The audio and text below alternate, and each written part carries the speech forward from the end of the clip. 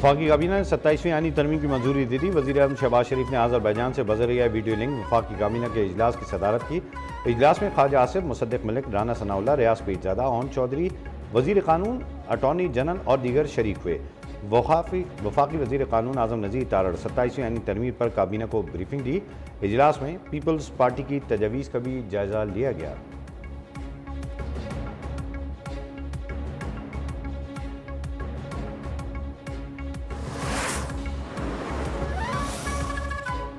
इत्तेहादी जमातें आईनी अदालत के क़याम पर मुत्तफ़िक हैं। इसकी तस्दीक बिलावल भुट्टो ने बयान में भी की है।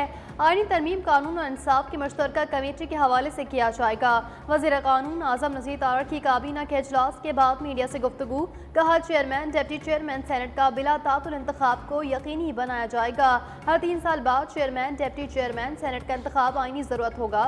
बोले, फील्ड मार्शल का ओहदा ताहयात रहना चाहिए। तजवीज़ पार्लियामेंट में पेश की जाएगी।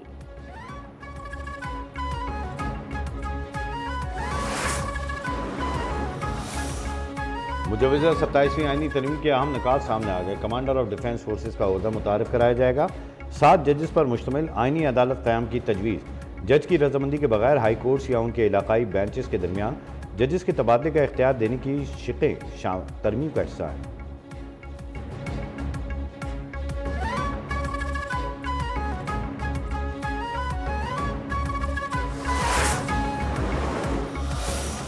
जबकि मसूली तौर पे बिल्कुल इस आइडियल के साथ है कि कॉन्स्टिट्यूशनल कोर्ट्स बनने चाहिए। साथ साथ चार्टर डेमोक्रेसी के दूसरे भी अनफिनिश्ड एजेंडा आइटम्स ज़रूर मौजूद हैं। पीपल्स पार्टी का आर्टिकल 243 में तरमीम और आईनी अदालतों के क़याम पर हुकूमत का साथ देने का ऐलान। दोहरी शौरियत के खात्मे, इलेक्शन कमिश्नर और एग्जीक्यूटिव मजिस्ट्रेट्स के हवाले तजवीज़ की मुखालफत। चेयरमैन बिलावल भुट्टो की सेंट्रल एग्जीक्यूटिव कमेटी इजलास के बाद मीडिया को ब्रीफिंग। कहा, नून लीग ने बल्दियाती निज़ाम से मुतालिक तरमीम पर कोई बात नहीं की। सिंध में इस वक्त सबसे ज्यादा खुद मुख्तार बल्दियाती निज़ाम है।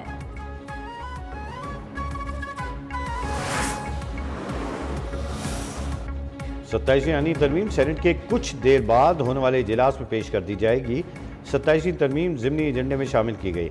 सेनेट से 27वीं तरमीम मंजूरी के बाद कौमी असम्बली में पेश की जाएगी।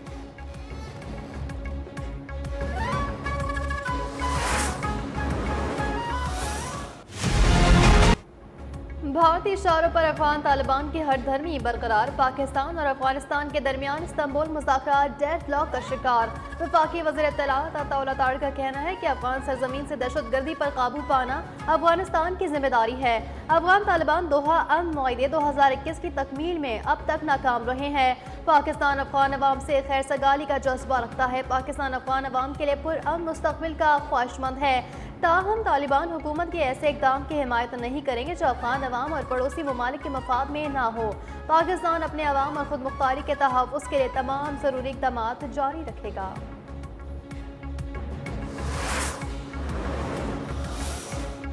पाक अफगान मुज़ाकरात में मुकम्मल डेडलॉक है। अगले दौर का अब कोई प्रोग्राम नहीं।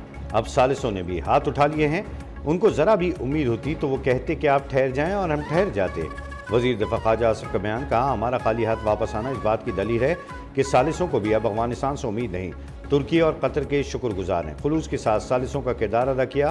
तुर्की और कतर पाकिस्तान के मौक़िफ़ की हिमायत करते हैं। अफगान वफ़द का मौक़िफ़ था कि उनकी बात का ज़ुबानी एतबार किया जाए, जो हमें कबूल नहीं।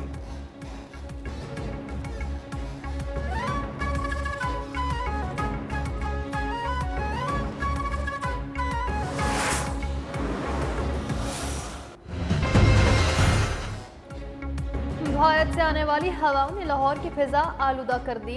दिल्ली दुनिया के आलूदा तरीन शहरों में पहले नंबर पर आ गया। लाहौर 228 AQI के साथ दूसरे नंबर पर रहा। मुल्तान की फिजा इंतहाई आलूदा रही। AQI 443 को छू गया। पंजाब हुकूमत के स्मोक से निपटने के लिए इकदाम जारी। आलूदगी फैलाने वाली गाड़ियों, फैक्ट्रियों और भट्टों पर भारी जुर्माने आयद कर दिए गए।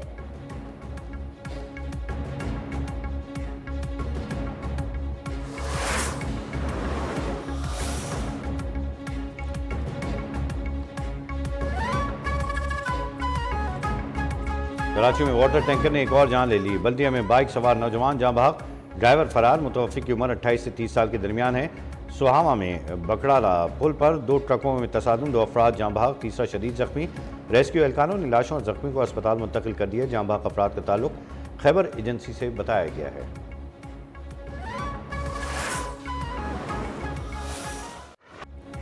गजा मुआहदे की इजरायली खिलाफ सर्जियाँ जारी। इजरायली वज़ीर दिफा का फौज को गजा के तमाम सुरंगें बंद तबाह करने का हुक्म दिया।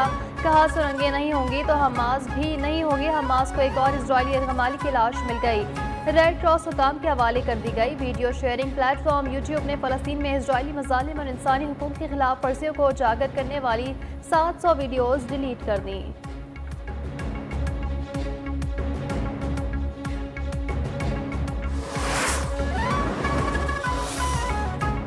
तुर्की ने गजा में नस्लकुशी पर नेतन्याहू के वारंट गिरफ्तारी जारी कर दिए। इस्तांबुल के प्रोसिक्यूटर के मुताबिक वो जारी वारंट गिरफ्तारी की फहरिस्त में 37 इसराइली ओहदेदारों के नाम शामिल हैं, जिनमें वजीर दिफा इसराइल काट्स, कौमी सलामती के वजीर इतमर बिन गुएर और फौज के सरबराह लेफ्टिनेंट जनरल आयाल ज़मीर भी शामिल हैं। बयान में कहा गया कि इसराइली हुक्काम ने गजा में मुनज़्ज़म अंदाज में नस्लकुशी और इंसानियत के खिलाफ जराइम का इर्तिकाब किया है।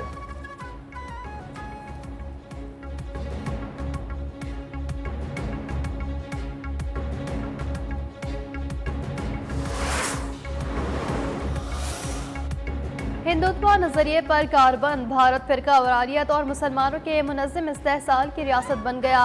फाशिस्ट भारतीय फौज भी हिंदुत्व के इंतहा पसंद गुंडों के साथ मिलकर मजहबी इश्तियाल अंगेजी फैलाने में मसरूफ। भारतीय आर्मी चीफ ने वर्दी में मंदिर का दौरा करके इंतहा पसंद हिंदुत्व नजरिए के फरोग का पैगाम दे दिया।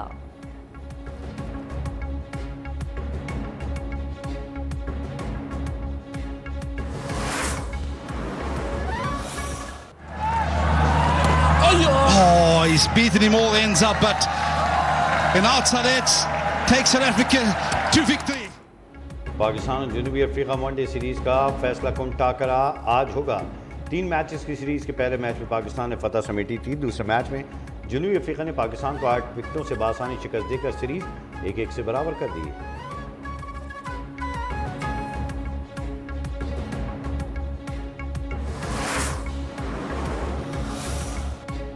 हांगकांग सिक्सेस में पाकिस्तान ने सेमीफाइनल के लिए क्वालिफाई कर लिया। इवेंट के दूसरे क्वार्टर फाइनल में पाकिस्तान ने जनूबी अफ्रीका को 5 विकेटों से हरा दिया। सेमीफाइनल और फाइनल कल होगा।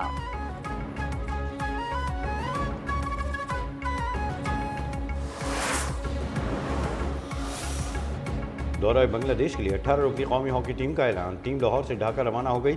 अम्माद शकील भट्ट दौरा बांग्लादेश में टीम के कप्तान होंगे।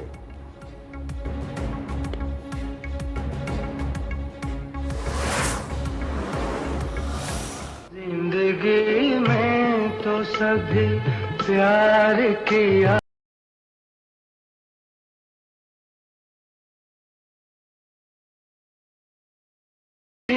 जान तुझे चाहूंगा।